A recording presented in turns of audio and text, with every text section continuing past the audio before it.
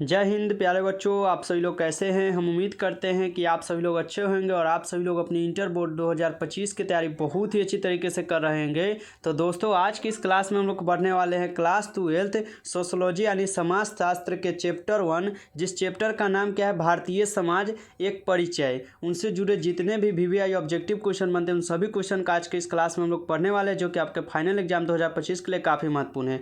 2025 के परीक्षा में 100% पूछे जाने वाले प्रश्न को हम आज के इस क्लास में हम पढ़ने वाले हैं, जो कि आपके 2025 के परीक्षा में बिल्कुल लड़ेगा क्वेश्चन यहाँ से। तो आप लोग को याद करते चलना है बहुत ही अच्छी तरीके से। वीडियो पसंद आए तो वीडियो को अपने दोस्तों के पास शेयर कीजिएगा, वीडियो को लाइक और चैनल को सब्सक्राइब जरूर कीजिएगा, ताकि आप लोगों को सबसे पहले नोटिफिकेशन पहुंचे और आप सभी क्लास को देख पाएँ। और ये हमारा पहला चैप्टर है और इसके बाद भी चैप्टर वाइज हम कराते चलेंगे। और आप लोग कमेंट कर दीजिएगा कि अगला चैप्टर आए, तो आप लोग कमेंट कर देना है बस कि दूसरा चैप्टर लाइए सर, तो हम लाएंगे। ठीक है, तो आप लोग को कमेंट कर देना है। वीडियो पसंद आए तो वीडियो को लाइक और चैनल को सब्सक्राइब कीजिए। चलिए हम लोग क्लास को शुरू करते हैं।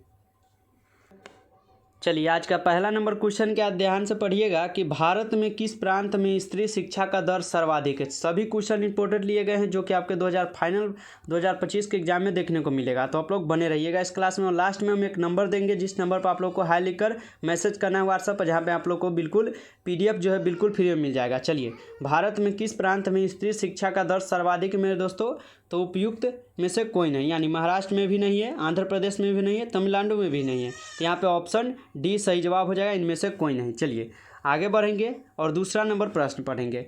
दूसरा नंबर प्रश्न क्या है, भारतीय समाज में पुरुषों की तुलना में स्त्रियों की संख्या क्या है, बताइए। तो अधिक है, कम है, समान है या उपयुक्त में से कोई नहीं है, बताइए। भारतीय समाज में पुरुषों की तुलना में स्त्रियों की संख्या क्या है, तो ये क्या हो जाएगा, कम हो जाएगा। यानी स्त्रियों की संख्या जो है पुरुषों की संख्या में कम है, तो ऑप्शन बी यहाँ पे सही जवाब हो जाएगा। चलिए तीसरा नंबर देखिए, तो प्रश्न राष्ट्रीयता का तात्पर्य बताइए। राष्ट्रीयता का तात्पर्य क्या है, तो राष्ट्रीयता का तात्पर्य हो जाएगा सामान्य भौगोलिक पृष्ठभूमि।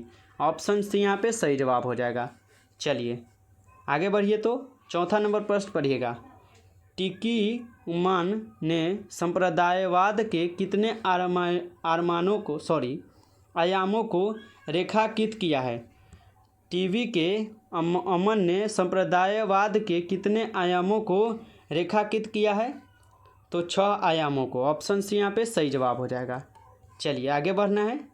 पांचवा नंबर प्रश्न देखिए, रेडिकल नारीवाद के अनुसार लैंगिक असमानता का मूल कारण क्या है, बताइए।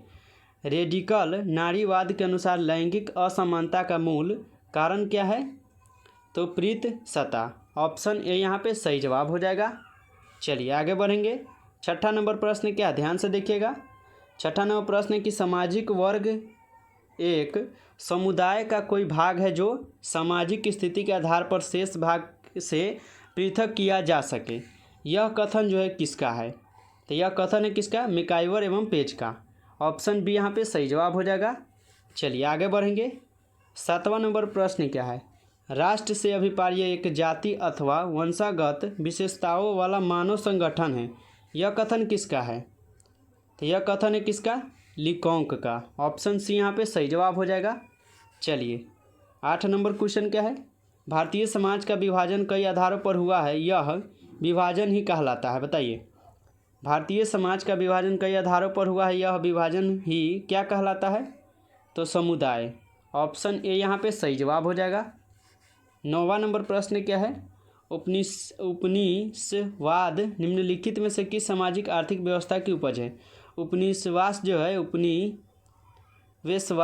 निम्नलिखित में से किस सामाजिक आर्थिक व्यवस्था की उपज है, तो पूंजीवाद। ऑप्शन बी यहाँ पे सही जवाब हो जाएगा। 10 नंबर प्रश्न पढ़ेंगे, भारत के किस प्रांत में शिक्षा की दर सबसे निम्न है। भारत के किस प्रांत में शिक्षा की दर जो है सबसे निम्न यानी कम है, तो बिहार में। ऑप्शन डी यहाँ पे सही जवाब हो जाएगा। चलिए 11 नंबर क्वेश्चन देखेंगे, ग्रामीण एवं नगरीय समाज के बीच निम्नलिखित में से कौन सा अंतर आधार है। ग्रामीण एवं नगरीय समाज के बीच निम्नलिखित में से कौन अंतर का आधार है, तो उपयुक्त सभी। जनसंख्यात्मक आधार, समुदाय का आधार, सामाजिक गतिशील की प्रकृति, यानी इनमें सभी हो जाएगा। ऑप्शन डी यहाँ पे सही जवाब हो जाएगा। चलिए 12 नंबर क्वेश्चन क्या है, उपनिवेशवाद का संबंध निम्नलिखित में से किस व्यवस्था से है। उपनिवेशवाद का संबंध जो है निम्नलिखित में से किस व्यवस्था से है? तो साम्राज्यवाद से। ऑप्शन सी यहाँ पे सही जवाब हो जाएगा। चलिए 13 नंबर प्रश्न देखेंगे। आर्थिक आधार पर समाज कितने वर्गों में विभक्त है? 4, 5, 3 या 2? आर्थिक आधार पर समाज जो है कितने वर्गों में विभक्त है? तो 3। ऑप्शन सी यहाँ पे सही जवाब हो जाएगा। चलिए अगला नंबर प्रश्न क्या है? 14 नंबर। भारतीय गांवों की जनसंख्या सामान्यतः डैश से कम होती है? 4000 से, 3000 से, 5000 से या 7000 से? तो भारतीय गांवों की जनसंख्या जो है सामान्यतः कितने से कम रहते हैं? तो 5000 से। ऑप्शन सी यहाँ पे सही जवाब हो जाएगा। 15 नंबर क्वेश्चन क्या देखिएगा। उपनिवेशवाद का संबंध निम्न में से किससे है? राष्ट्रवाद, प्रजातिवाद, साम्राज्यवाद या पूंजीवाद से? तो उपनिवेशवाद का संबंध जो है निम्न में से किससे होता है? तो यह होता है पूंजीवाद से। ऑप्शन डी यहाँ पे सही जवाब हो जाएगा। चलिए 16 नंबर क्वेश्चन देखिएगा। निम्नलिखित में से कौन भारतीय समाज की विशेषता है? अनेकता में एकता, संस्कारों द्वारा सामाजिकरण, पुरुष पार्थ, इनमें से सभी? चलिए जवाब दीजिए। निम्नलिखित में से कौन भारतीय समाज की विशेषता है? तो यहाँ पे क्या हो जाएगा? इनमें से सभी। बिल्कुल सही जवाब हो जाएगा ऑप्शन डी आप लोगों का। चलिए आगे बढ़ेंगे। 17 नंबर प्रश्न में भारतीय समाज में अनेकता में एकता का सबसे प्रमुख आधार है?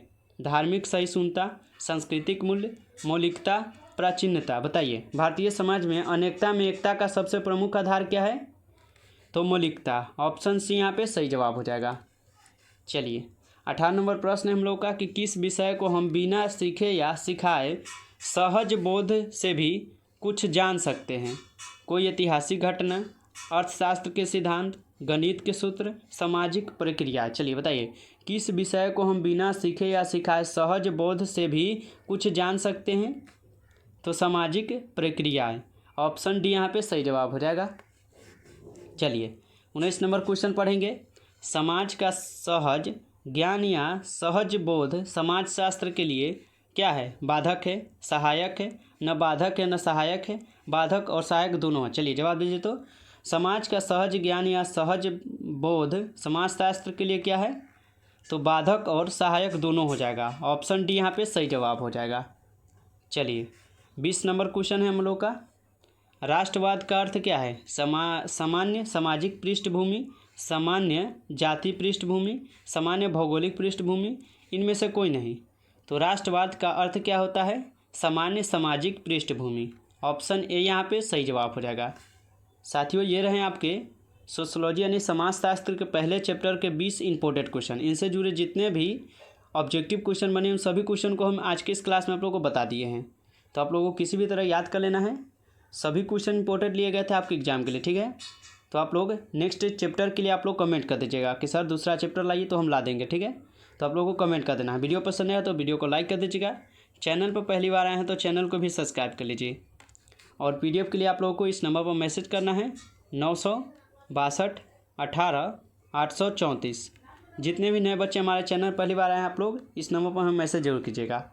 चलिए आप लोग ऐसे ही अपनी तैयारी करते रहिए। चलिए हम लोग किसी नेक्स्ट वीडियो में मिलते हैं, तब तक के लिए मन लगकर पढ़ाई कीजिए।